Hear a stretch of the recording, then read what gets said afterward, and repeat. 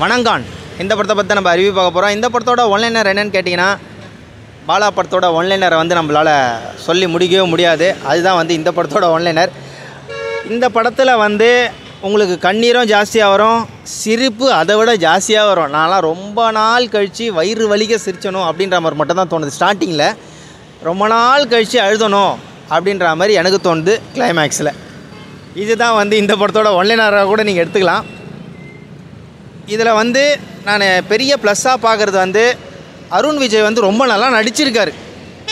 அதை வந்து நான் ரொம்ப பெரிய ப்ளஸ்ஸாக பார்க்குறேன். நிறைய இடத்துல லேக் ஆகிறதுக்கு நிறைய வாய்ப்பு இருக்குது. ஏன்னு கேட்டிங்கன்னா, இந்த படம் என்னை ரொம்ப தாக்கத்தை ஏற்படுத்தியிருக்குது. அதனால் வந்து சில இடத்துல லேக் ஆக தான் செய்யும். கொஞ்சம் அட்ஜஸ்ட் பண்ணிங்க. வரதராஜ தேட்டருக்கு தான் பார்க்க வந்தேன். இங்கே வந்து இந்த மாதிரி ஒரு போர்டு வச்சுருக்காங்க, உள்ளே ஆட்டோ நிறுத்த அனுமதி கிடையாதான். நாங்கள்லாம் வந்து ஆட்டோ ஏன் எடுத்துன்னு உள்ளே வரக்கூடாதுன்றதை இவங்க ப்ராப்பர் ரீசனும் சொல்ல மாட்டாங்க. ஏன்னு தெரில.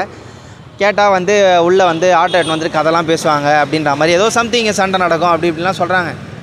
ஆனால் வெளியே இருக்க அண்ணன் ஒருத்தர் உண்மையாக சொல்லிட்டாரு, நான் அது ஒரு ப்ரெஸ்டீஜ் ப்ராப்ளமாக பார்க்குறாங்க நான் உள்ளக்கிறவங்க அப்படின்ற மாதிரி வெளியில் நிற்கிறவர் சொல்லிட்டாரு. அவரை நான் யாருன்னு சொல்ல மாட்டேன். இதை தாண்டி சரி வாங்க படத்துக்குள்ளே போயிடலாம். ஏன்னா வந்து இதை நானும் நிறைய வாட்டி மாற்றணும்னு பார்க்குறேன், முடியவே இல்லை. என்னோடய யூடியூப் சேனலோட ஃபஸ்ட்டு வீடியோவே அதுதான். வெற்றி தேட்டரில் வந்து ஆட்டோ உள்ள அனுமதி கிடையாதுன்னு சொல்லிட்டு அதுதான் என்னோடய ஃபஸ்ட்டு வீடியோ. அது 3 வருஷத்துக்கு முன்னாடி போட்டேன். 3 வருஷம் கழிச்சோம் நான் ஆட்டோவை வெளியில் தான் நிறுத்தணும் அப்படின்ற மாதிரி இப்போ வரைக்கும் மாறாத ஒரு விஷயம். ஆட்டோ உள்ள அனுமதி கிடையாது அப்படின்ற மாதிரி போட்டிருக்காங்க. சரி படத்தை பற்றி என்ன சொல்கிறேன். நான் படத்தில் வந்து நிறைய சிரிப்பு இருக்குதுல்ல, அந்த சிரிப்பை என்னால் கண்ட்ரோலே பண்ண முடியல. நான் ஸ்டார்டிங்கே சொல்லிட்டேன், நான் இந்த படத்தில் எந்த ஒரு கதையும் நான் சொல்ல விரும்பவே இல்லை. சில பல மைனஸுகள் இருக்குது தான்.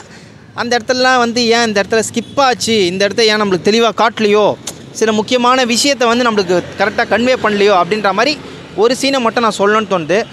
மிஷ்கின் வந்து ஒரு ஜட்ஜ்மெண்ட்டு கொடுக்கறதுக்கு முன்னாடி ஒரு இந்த இடத்துல இந்த பைத்தியக்கார ஜெயிலுன்னு சொல்லிட்டு ஒன்று இருக்குது போல இருக்குது, அங்கே போட்டுன்றதை எனக்கு கரெக்டாக கன்வே பண்ணல. அவர் ஏதோ ஒரு டெக்னிக்கல் இது சொல்கிறாரு, அதுக்கப்புறமேட்டு தான் நம்மளுக்கு புரியுது. ஆனால் புரிஞ்சிருச்சு நம்மளுக்கு.